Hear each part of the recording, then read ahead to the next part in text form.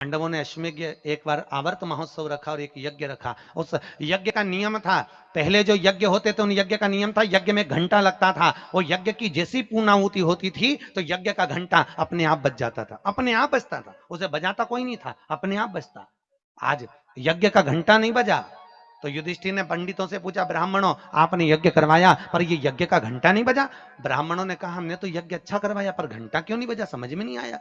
तब इतने में ब्राह्मणों में से एक ब्राह्मण यज्ञाचार्य ने कहा, मुझे लगता है यज्ञ दो तरह का होता है, एक यज्ञ जो अग्नि में सांकल्य दी जाती है तो अग्नि देवता प्रसन्न होते हैं, और दूसरा यज्ञ वो कि भंडारा किया जाए और लोगों के मुंह में भोजन दिया जाए, वो यज्ञ भी प्रबल होता है। महाराज हमको लगता है यहां दोनों यज्ञ हुए, एक यज्ञ आहुतियों का, एक यज्ञ भंडारे का।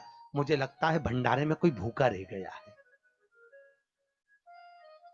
कोई भूखा है।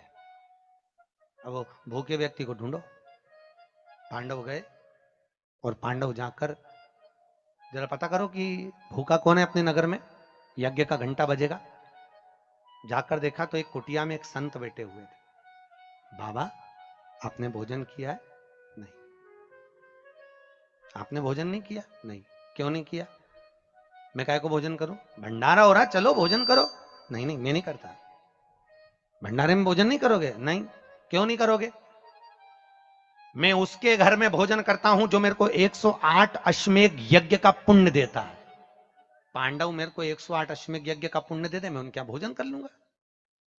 अब पांडवों ने सोचा अपनी जिंदगी में पहला तो अश्वमेध यज्ञ कर रहा है और 108 अश्वमेध यज्ञ तो हमने कभी जिंदगी में नहीं करे, तो हम इसको पुण्य कहां से दे बाबा को। पांडव चले गए। द्रौपदी ने पूछा कोई मिला?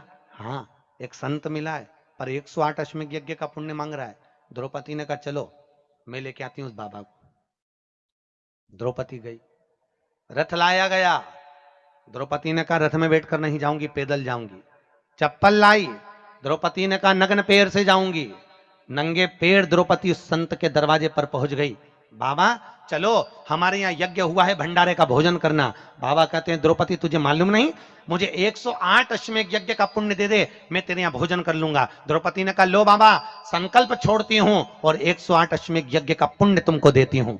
संत ने कहा द्रौपदी तेरे पति ने तो कभी पूरे यज्ञ नहीं करे, तूने कब कर लिए? द्रौपदी बोली बाबा मैंने सुना है मेरे कृष्ण के मुख से, जब कोई व्यक्ति अपने घर से निकलकर किसी संत के दरवाजे पर, किसी कथा के पंडाल में, किसी मंदिर पर, किसी तीर्थ में पैदल पैदल जाता है, जितने कदम चलकर जाता है उतने अश्वमेध यज्ञ वो अपने जीवन के कर लेता है महाराज, उतने अश्वमेध यज्ञ वो अपने जीवन के करता है। और द्रौपदी ने कहा बाबा मैं तुम्हारे दरवाजे पर चलकर आई हूं, 18,000 कदम मैं चलकर तेरे दरवाजे पर पहुंची हूं, उसमें से 108 अश्वमेध यज्ञ तुमको देती हूं। संत उठकर खड़ा हो गया, द्रौपदी के यहां गया, भोजन करा तो यज्ञ का घंटा बज गया महाराज, यज्ञ का घंटा बजा।